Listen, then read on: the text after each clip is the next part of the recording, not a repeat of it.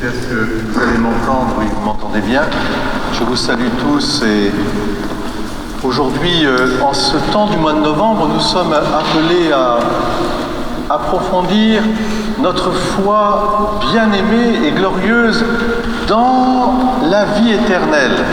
Et cette vie éternelle, eh bien, il nous faut avoir des idées claires parce que vous savez, comme on dit, si tu sais où tu vas, eh bien, tu prends les bons moyens pour y aller.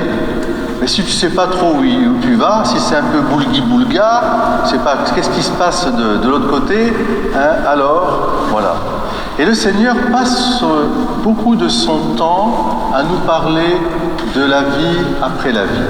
D'abord, en nous rappelant que nous sommes des vivants, puisque nous sommes créés à l'image et à la ressemblance de Dieu, nous sommes... Dieu, c'est le Dieu des vivants. Alors, c'est très important, je ne sais pas ce que c'est gentil. Est-ce que vous m'entendez? Non. Moi, là, moi aussi. Bon, on va voir. Peut-être. C'est une question de vie, peut-être. Ah. Alors, je vais vous remercier qui est là. Je vais vous donner parce que voilà, c'est ça la technique.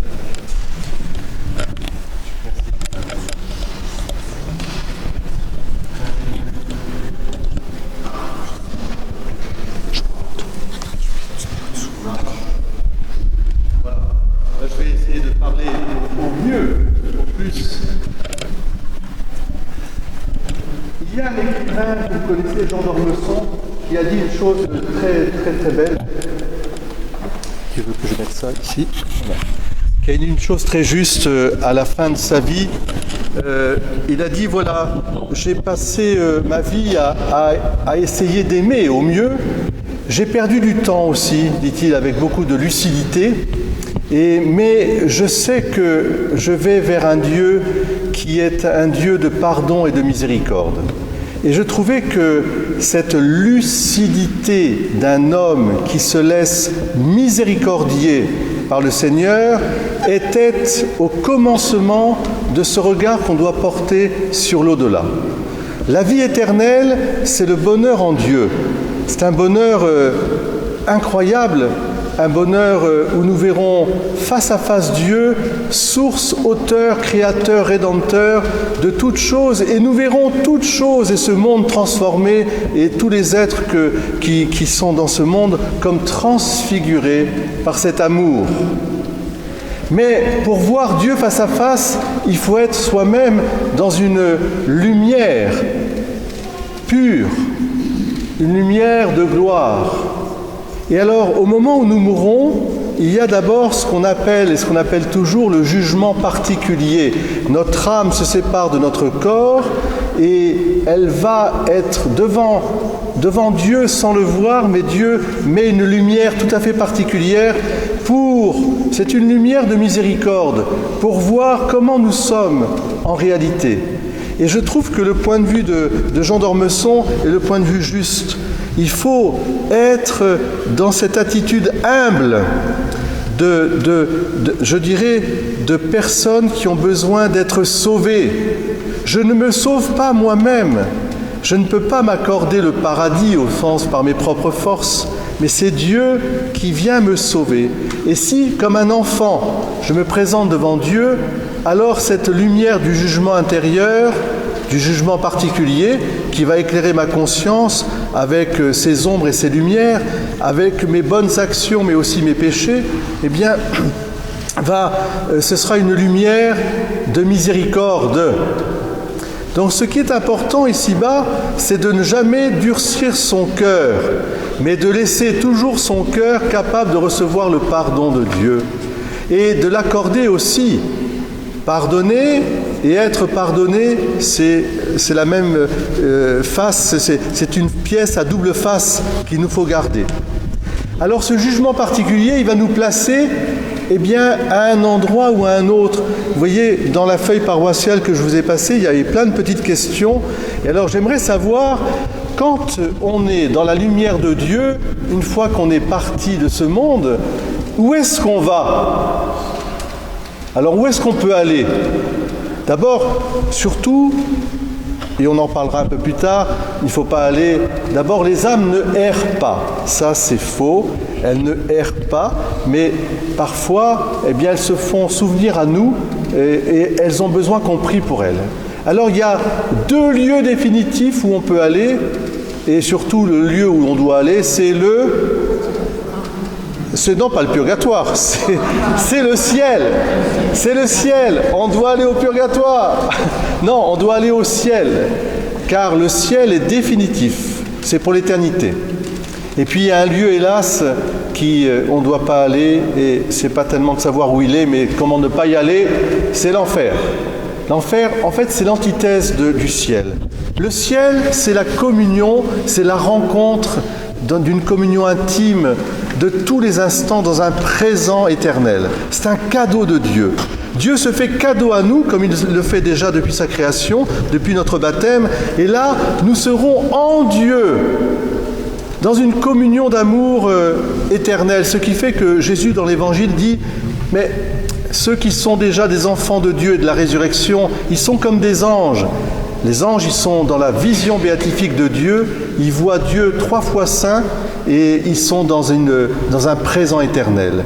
Il n'y a plus ni esclave, ni homme libre, ni juif, ni grec, ni homme, ni femme au sens d'engendrer. Il y a simplement l'amour personnel, interpersonnel, une intimité. Et comme dirait l'autre, l'éternité, on ne va pas s'ennuyer parce que c'est un présent éternel. Vous comprenez ça? Peut-être dans vos vies, vous avez déjà vécu des formes d'extase, au sens d'une communion si grande que le temps s'est arrêté. Eh bien, imaginez, à la puissance infinie en Dieu, l'éternité, c'est un présent, c'est un cadeau. On n'aura pas le temps de s'ennuyer, croyez-moi. Et toute chose sera comme un présent. Mon voisin, mon voisine, ma femme, mon époux, mes enfants, mes petits-enfants, oui, ce seront des cadeaux. Même si ici-bas, parfois, ce n'est pas toujours le cas. Mais ce sera un vrai cadeau, voyez. Et alors, il faut vivre ici-bas déjà dans cette communion. Comment passer ma terre à faire le ciel? Eh bien, en vivant dans le bien. En vivant bien. C'est-à-dire en étant dans le don de nous-mêmes pour que les autres aient la vie. C'est l'exemple de Jésus-Christ. L'enfer, c'est l'antithèse. L'enfer, comme disait le pauvre Sartre, il disait que l'enfer, c'était les autres. Eh bien, quelque part, en le définissant ainsi, c'était l'antithèse. Parce que pour nous, le ciel, c'est les autres. C'est Dieu et l'autre, et les autres. Mais l'enfer, c'est l'enfermement de soi-même sur soi-même, c'est l'absence de Dieu, l'absence d'amour, alors qu'on est fait pour cela. On est fait pour cela. Tu nous as fait pour toi, Seigneur, et notre cœur est inquiet jusqu'à ce qu'il se repose en toi. Alors il faut aller de tout son cœur, il faut désirer le ciel. Allez, ayez vraiment la spiritualité du ciel. Alors certes, on m'a parlé du purgatoire. Le purgatoire, c'est quand vous prenez l'avion, que vous êtes en transit entre 2 aéroports. Eh bien, c'est une salle d'attente, un transit, si vous voulez. Et il faut nous préparer à aller au ciel. C'est une miséricorde de Dieu pour purifier notre cœur qui n'a pas été encore assez dans l'amour parfait. C'est une miséricorde, voilà. Et on verra dans le film qui nous sera proposé ce soir, cet après-midi au Capitole, qu'il y a plein de saints et de saintes qui ont eu des révélations et qui nous les ont apportées. Des gens comme le Padre Pio, comme Sainte Catherine de Sienne, comme, bon, vous connaissez évidemment le purgatoire Dante avec toutes ses demeures. Tout cela, c'est une réalité et ça fait partie des articles de foi. Mais bien-aimés, surtout, ayons la foi.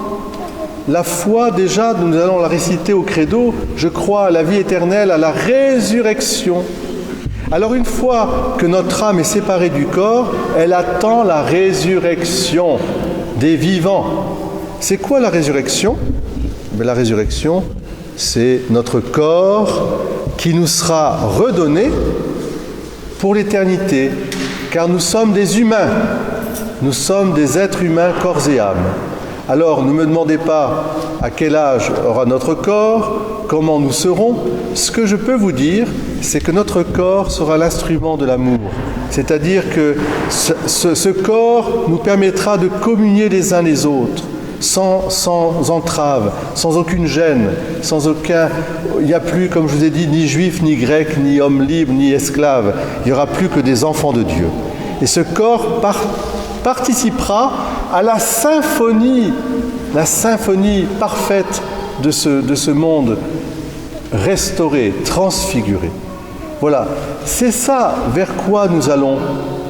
Et encore une fois, si la petite Thérèse a dit « Je passerai mon ciel à faire du bien sur la terre », moi je vous invite, tous, petits et grands enfants que vous êtes, à passer votre terre à faire du bien pour le ciel.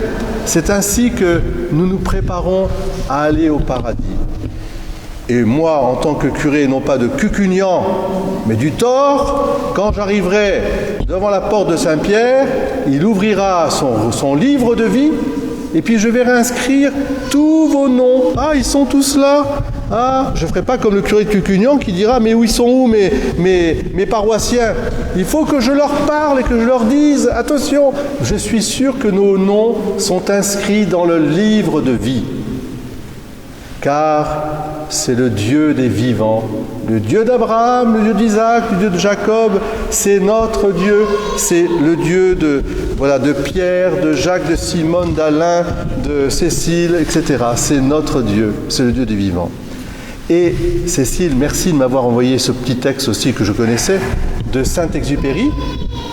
Vous savez, le Petit Prince, il dit que quand on regarde le ciel, on voit des étoiles, ce sont des étoiles habitées, elles sont des étoiles riantes. J'aime beaucoup cette expression, parce que les étoiles qui scintillent. Eh bien, Thérèse de l'Enfant Jésus dit qu'à chaque fois que l'un de nous part pour rejoindre le bon Dieu, il y a une étoile qui brille. Que chacune et chacun d'entre nous, nous avons une étoile dans le ciel. C'est extraordinaire, ça.